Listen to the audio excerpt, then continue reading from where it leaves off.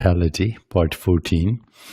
And today I'm going to speak about the law of intention and desire, but also I'm going to keep going on this theme, which is everyday immortality.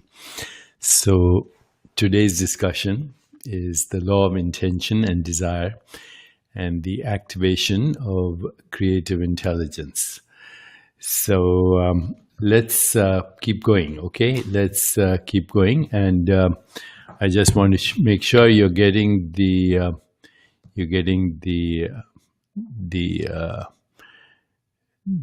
live stream right now, and I want to make sure that everybody is experiencing this.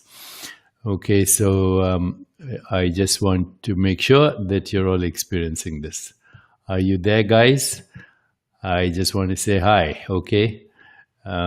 So I just want to say hi and make sure that you're listening and you're here.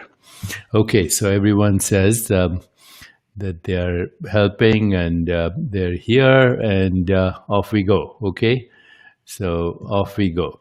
Today's discussion is about the law of least intention and desire, and also how that operates. Okay, how that operates. So that's our discussion today, and it is part of what we are going to continue for a while. Okay, I'm still trying to see if I can get your feedback here. So I just want to make sure that you can all see me, okay? That's all. And I think you can. So I'm now all set to start. Claudine says, hi from Grand Canyon. Great, Claudine, I can now see that you're all responding. So again, today I want to continue with our understanding of reality based on what we call non-duality.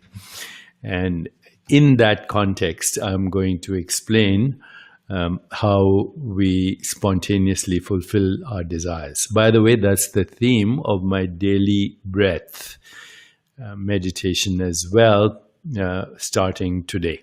So if you go on Daily Breath podcast on Apple or on any other place where podcasts are available, such as Apple or Audible or Spotify or wherever else, you will find that I'm doing a whole series now on spontaneous fulfillment of desire, which is based on my book, The Spontaneous Fulfillment of Desire, which in other countries was also called Synchrodestiny. But in any case, what I'm explaining right now is reality based on the understanding of non-dualism. So let me actually define or articulate some of the principles of non-dualism.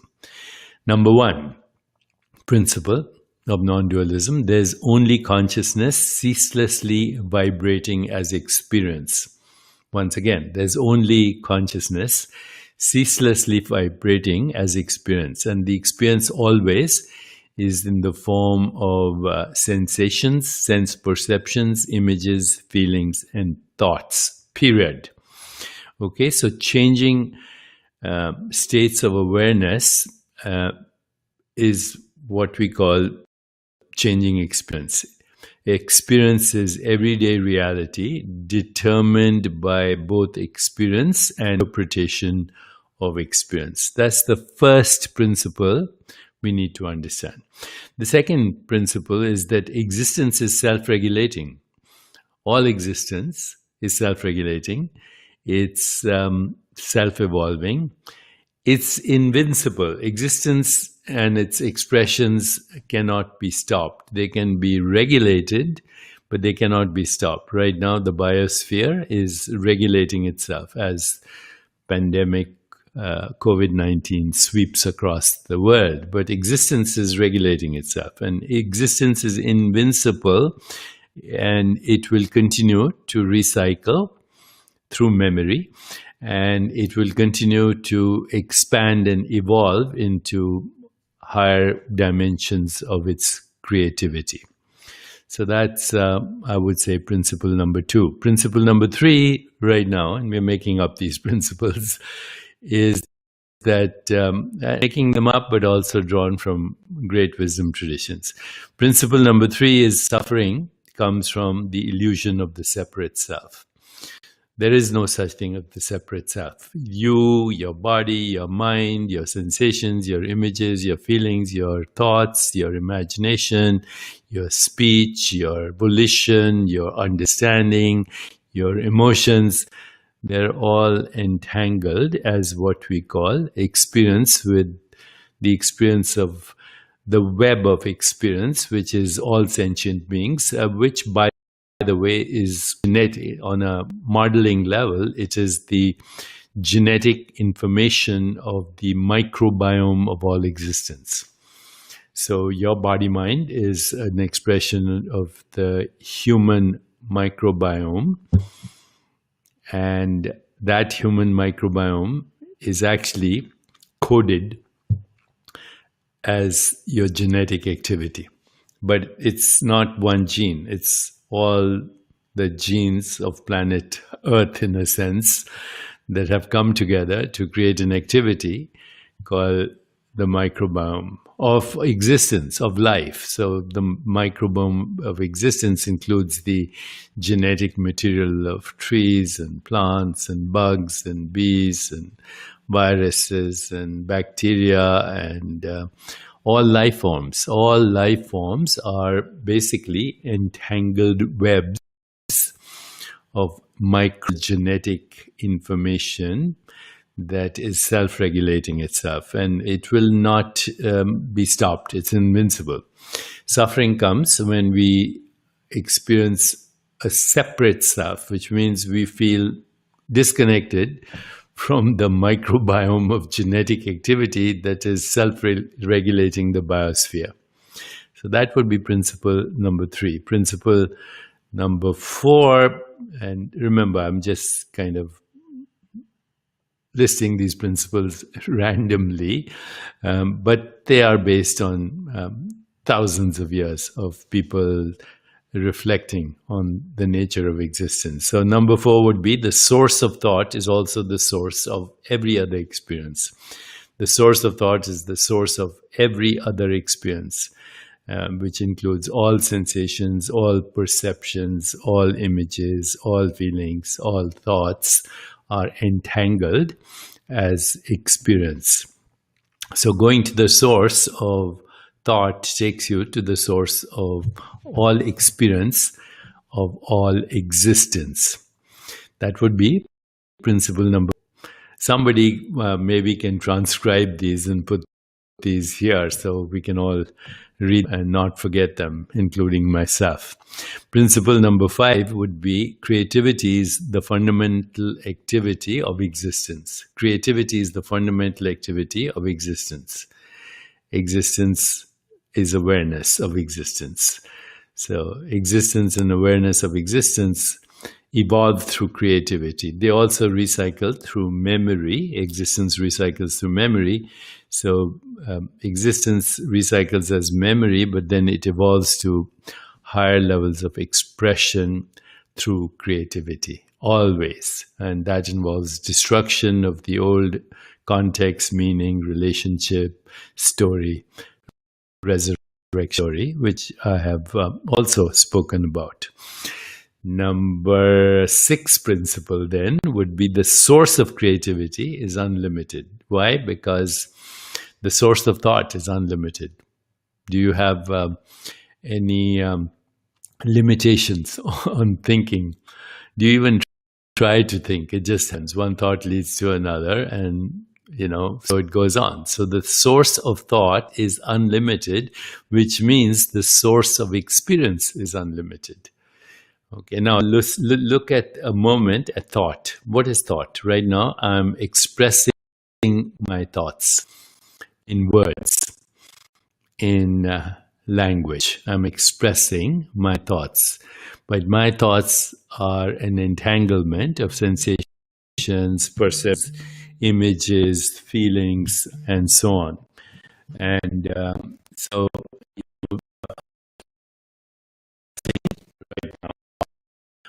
a experience. The source of that thought is inexhaustible. Why? Because I never limit myself or never experience limitation of thought. So now we said thought is entangled with all experience, but one way to look at thought is also it is an impulse of energy and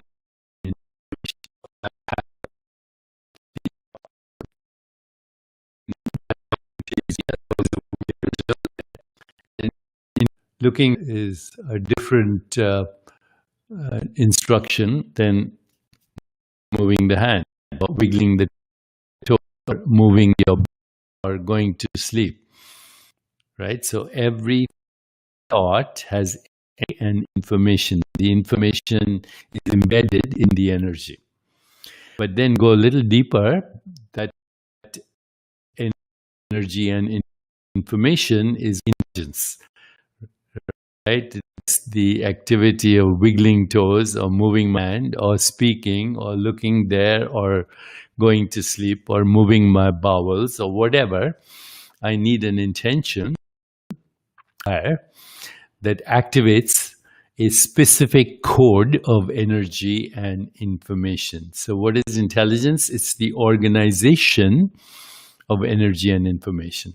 So we can say that thought is also an impulse of energy and intelligence, because intelligence organizes the information. Every thought is an impulse of energy and information and intelligence. And because the source of thought is inexhaustible, the source of experience is inexhaustible, then the source of energy, information, and intelligence is inexhaustible. And what is the source? You are the source before you have the thought. Okay, you are the source, and therefore you are the reservoir of infinite intelligence, infinite information, and infinite energy. Information is just the resolution of uncertainty organizing itself as a specific activity. Okay, so information depends on intelligence, and intelligence depends on knowledge. Knowledge depends on knowing. Knowing depends on experience, and experience depends on the activation of creative intelligence, which is the source. So that's what creative intelligence is. Creative intelligence is the source organizing itself as knowledge, energy, information, and its expression as what we call the physical world of matter, of space-time and causality. But go a little bit deeper. Knowledge can be both diabolical and can be divine. So knowledge can create a more peaceful, just, sustainable, healthier world, can create a very interesting, joyful, energetic body, but knowledge can also destroy. We can make knowledge atom bombs and nuclear weapons and cyber hacking and petroleum products in our food and poison in our food chain. We can use knowledge to kill other species. We can use knowledge to bring climate change. We can use knowledge to cause our extinction. Knowledge is not enough. What we need is wisdom. And wisdom is that knowledge which brings about healing, wholeness, self-regulation, and everything that we know as expanded awareness, expanded useful knowledge, expanded useful joyful experience, and ultimately that which we call fulfillment. But in any case, my principle number 6 was that the source of creativity is unlimited, because that source is also unlimited intelligence, unlimited information, unlimited energy. Let's call that creative intelligence. So that would be our principle number 6. Creative intelligence is limited. And then principle number 7 would be, the key is to understand both stillness and dynamism, because they go together. Rest and activity go together. Fundamentally, the source of all existence is infinite dynamism, but infinite dynamism as restful, alert, bubbling, potential, energy, information, knowledge, and wisdom. That's the stillness and the dynamism in the stillness that we call being. And then becoming is the activation. And it's the activation of what we can only call on-off switches in consciousness. So on-off switches are going on in consciousness ceaselessly in timeless now. These on-off switches are in the form of thoughts. On, off, in the form of sensations, on, off, in the form of perceptions, on, off, in the form of feelings, emotions, on, off, in the form of interpretations, off, memories, on, off, imagination, on, off. Every experience is the onning and offing of consciousness. And that is happening ceaselessly at an infinitesimally micro scale, time geometry. There is onning and offing of experience. Okay, without the off, there is no on. Without the on, there is no off. The two go together. Okay, the two go together, the on and the off. Now, this on-off is happening at infinitesimally small scales and infinitesimally large scales. Okay, so thoughts are going on and off, sensations, images, feelings, etc., interpretations, memories, imagination.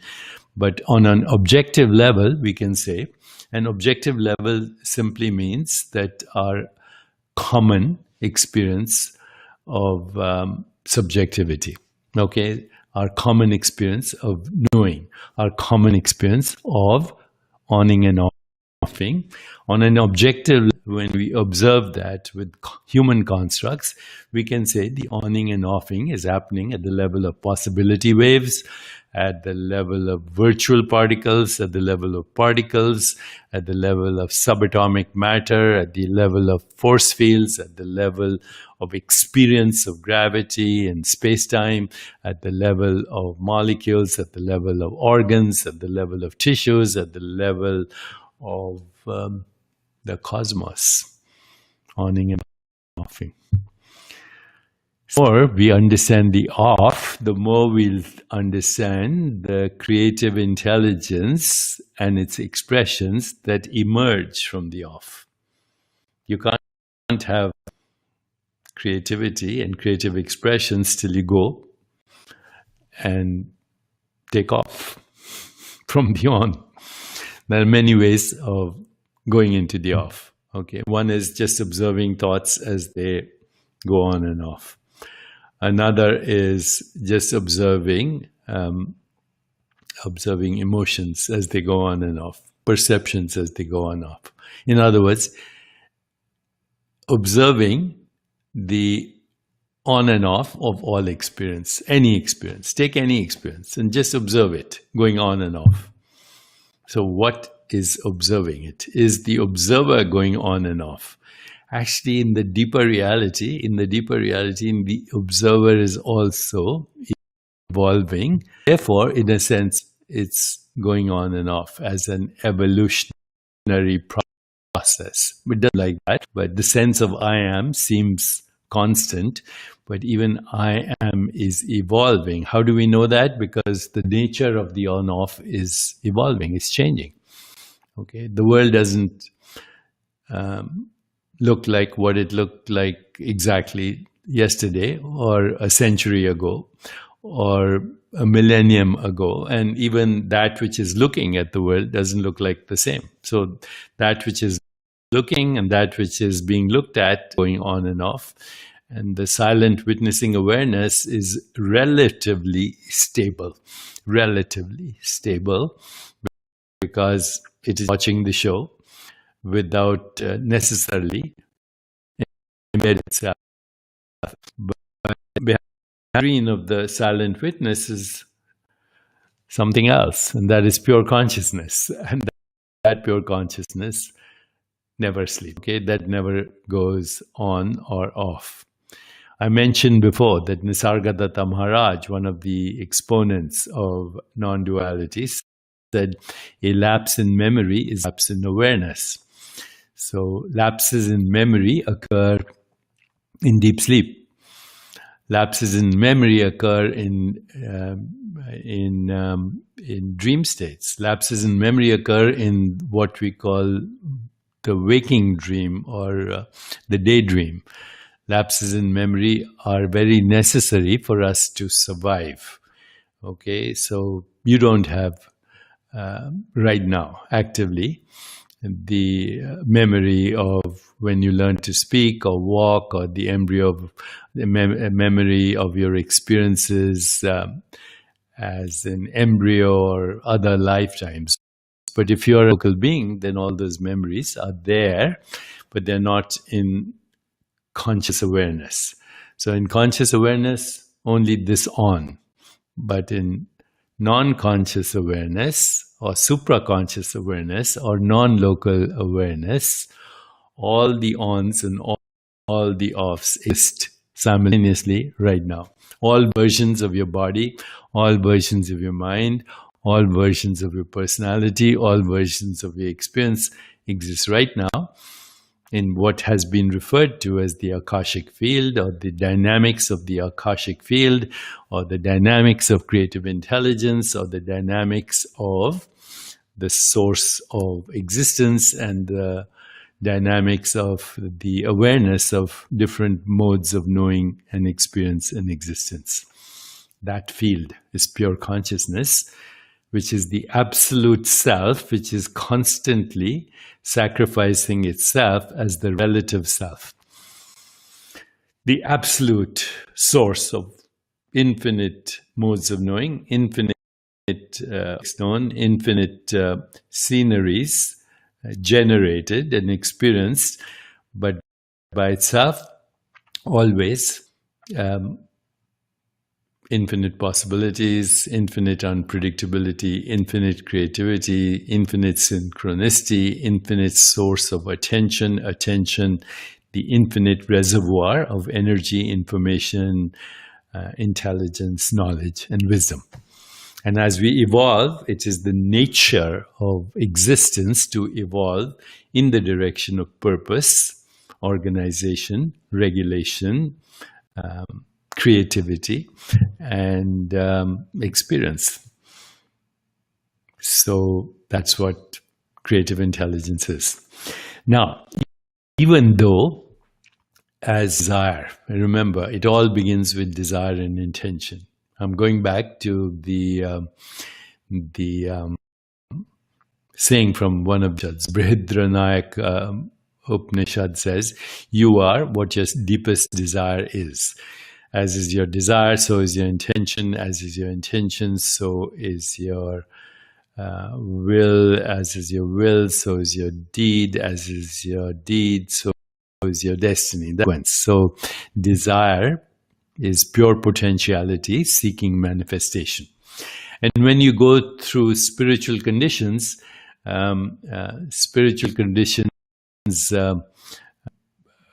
or spiritual understanding, when you go through them, then you say, you understand that without desire, there's no manifestation whatsoever.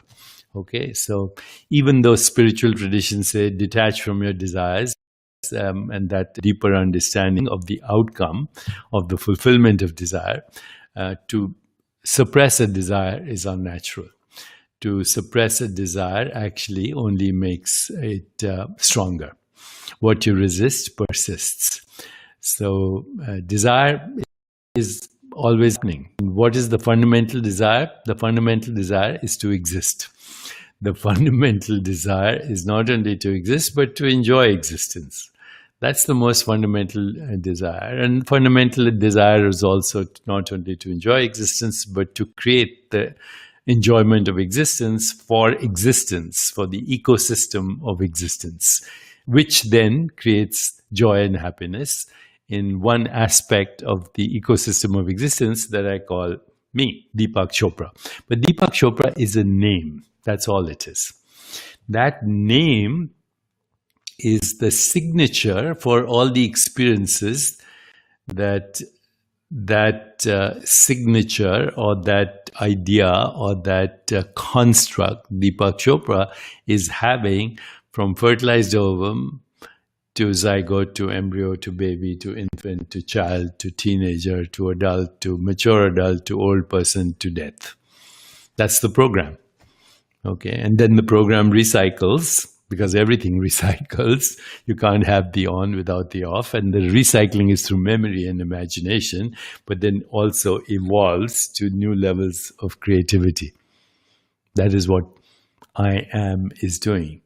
I am is becoming and doing Deepak Chopra as a process. But I am is also becoming and doing a butterfly experience, a tree experience, a COVID-19 experience, a bacterial experience. And all these experiences are entangled in the web of energy, information, knowledge, self-regulation, evolution, creativity. So even when we desire, we actually don't desire normally what we truly want to experience. So if I ask somebody, what do you want right now? They might say, I want a lot of money. Or they might say, I want a new house. Or they might say, I want a new automobile. Or they might say, I want a new relationship. Or they might say, I want a new job. Okay? But what there really is, I want a new experience. And the experience is never a thing. It's a feeling. And even the feeling is a state of awareness. So when people say, I want success, I want money, I want healthy relationships, I want a good, joyful, energetic body, what they're really referring to is a state of awareness. You shift that state of awareness, which is constantly shifting anyway, but you do it through subtle intention. And then suddenly that state of awareness produces the symbolic representation of that state of awareness. So right now I would say choose a state of awareness, and I'm giving you the formula right now. Choose a state of awareness that embodies the following. Affluence. Affluence means the flow of good things in your life. Choose abundance. The nature of existence is abundance. In every seed, there's the promise of thousands of forests. So choose a state of awareness called affluence. Choose a state of awareness called abundance. Choose a state of awareness called infinity and immortality and timeless existence and being and non-resistance and joy and creativity. And now you're choosing reality. Everything else is a byproduct. So right now, today's intention, subtle intention. Subtle intention is the most important. Okay, walking is a subtle intention. Moving your bowels is a subtle intention. Going to sleep is a subtle intention. Any desire starts with a subtle intention. And the subtler it is, the more powerful it is. The subtler it is, the more powerful it is. And sometimes it's so subtle that you don't even know that you have it. That's the most powerful. So right now, the most powerful subtle intention that you have as a conscious being is to exist and to have awareness of existence and to have enjoyment of existence. And now introduce in that subtle intention infinity, immortality, affluence, abundance, joy, and healing. Let that be a subtle intention that then activates what we call self-regulation, healing, creative intelligence. Do less, accomplish more, and ultimately at the finest level of subtlety, do nothing and evolve in the direction of anything that you can possibly desire, imagine, or create, and even more, and even more. Okay, so I'm done with today's interaction with you, and I'm just looking at some of your feedback. Anika, Adam, that's fantastic. So grateful. Thank you. Iris, infinity, immortality, affluence, abundance, joy, healing. That's the subtle intention. Everything else is a byproduct of that. Okay, so this is our podcast. The book fell down. That's subtle, by the way, very subtle promotion of the book. In fact, I shouldn't be talking about it. It's just there. And even if it's not there, it's there. That's the subtlest of intentions. Have a wonderful day, my friends. And we will continue on our journey of creativity and evolution and joy and immortality and timeless being and timeless expression of being. Thank you, and I'll see you tomorrow.